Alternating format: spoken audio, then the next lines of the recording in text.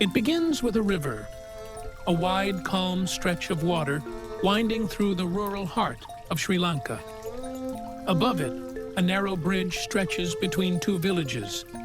For people, it is a daily crossing, a path to school, to work, to markets.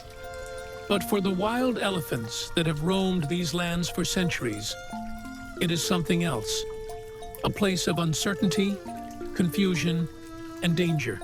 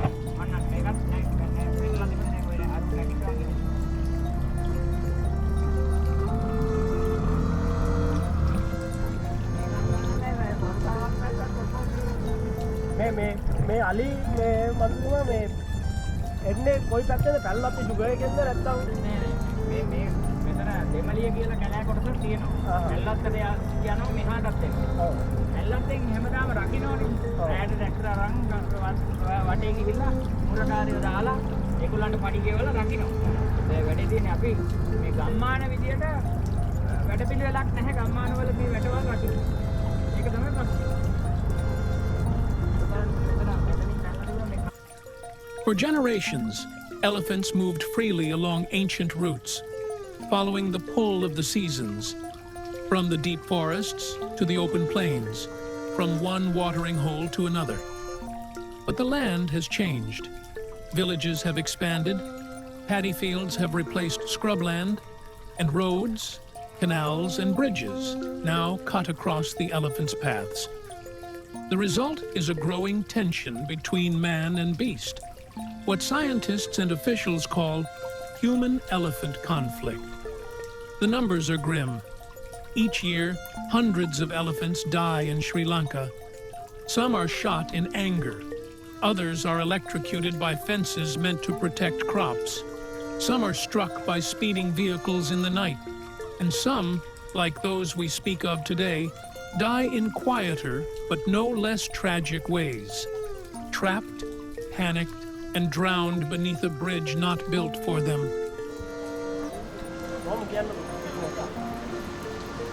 ඉතින් රාජකීය සම්පත් නෙමෙයි. රටේ ධනය මේ විදියට නැස්ති වෙන්නේ රටේ ක්‍රමයක් නැතිකම නිසා. එකක් නෙවෙයි, දෙකක් නෙවෙයි. අලි 25ක් පයින්නවා 25ම මේ විදියට යන්න පුළුවන්. තව මාසයක් වහිනවා. තව මාසයක් ගඟේ වතුර හැමදාම හවසට ඉස්සෙනවා. අලිත් පව් මේ ගමේ ඉන්න අහිංසක මිනිස්සුත් පව්. මේකට උත්තරයක් හදන තාක්කල් මේකට විසඳුමක් හදන තාක්කල් මේ අහිංසක සතුනුයි මේ අහිංසක මිනිස්සුයි දෙකොල්ලම පව්. මේකට ක්‍රමයක් හදන්න කියලා තමයි අපි ඉල්ලන්නේ. කාටවත් බනින්නේ නැහැ, දොස් කියන්නේ නැහැ. අද වැටරයක් කරන හරි මාත්‍ය හරියට කිලෝමීටර් 7යි තමන්ගේ ජීවිතේට ආදරේ මහත්තුරු AC කාමරවල ඉන්න අයට මං කියනවා බැහැලා ඇවිල්ලා අර අනපනත් හදන අයට මේක හරියට අනපනතක් හදලා මේ මිනිසුන්ට යහපතක් කරන්න කියලා. It was still dark when the herd came that night. Villagers say they had been moving through the fields for days, searching for food and water. The rains had not been kind, and in the distance, the river glimmered like a promise. But this was no untouched crossing. A concrete bridge stood over the current, narrow, with steel railings on either side. The elephants stepped onto it, one by one, heavy feet echoing softly on the surface. For a moment, it seemed they might make it across, but something happened. Perhaps it was a motorbike passing too close. Perhaps it was the shouts of dogs from the far end. Perhaps it was simply fear. In the confusion, part of the herd turned back, while others pressed forward. The narrowness of the bridge became a trap. In the crush and panic, several elephants stumbled against the railings. One slipped over the edge. The river was swift, swollen from recent rains. In moments, others followed, not by choice, but by the chaos of the moment. By dawn, the river told the story. Bodies lay caught against the bridge supports, the water swirling around their great forms. Some had drifted downstream, lodged against fallen branches. The sight was both majestic and unbearable. Giants brought low, their stillness more powerful than any movement they had ever made in life. Villagers gathered early. Some stood in silence, heads bowed. Others murmured in disbelief. Many had seen elephants all their lives, but few had witnessed death on this scale. Phones emerged. Pictures were taken, not out of cruelty, but from the human urge to bear witness. Officials arrived soon after. Wildlife officers in green uniforms spoke quietly with the locals, their faces marked by years of seeing such losses. One of them, a man who had worked in the field for decades, said what many already knew. This is the cost of pushing elephants from their habitat.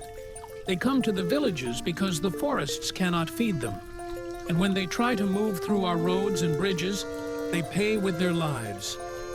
The process of removing the bodies was slow. Heavy machinery rumbled onto the bridge. Ropes were tied. Chains groaned under the weight. The elephants were hauled, one by one, from the water. Children stood on the banks, watching in silence. The kind of silence that plants deep questions in young minds. Questions about why the animals had been there, and whether it had to be this way. But the truth of this tragedy stretches far beyond this single bridge. It begins with land use, with farms planted along old elephant corridors, with fences cutting across migration routes, with water tanks and canals that leave no safe passage for the animals that once shaped these landscapes. It continues with the pressures of a growing human population, the need for land, and the desire to protect crops and livelihoods. And it ends, far too often, in scenes like this one. A river holding the bodies of the very creatures that once gave life to these lands. As the day wore on, the villagers returned to their routines. The bridge remained unchanged, its narrow rails catching the glint of the sun. But for those who had seen what lay beneath that morning, it was no longer just a crossing.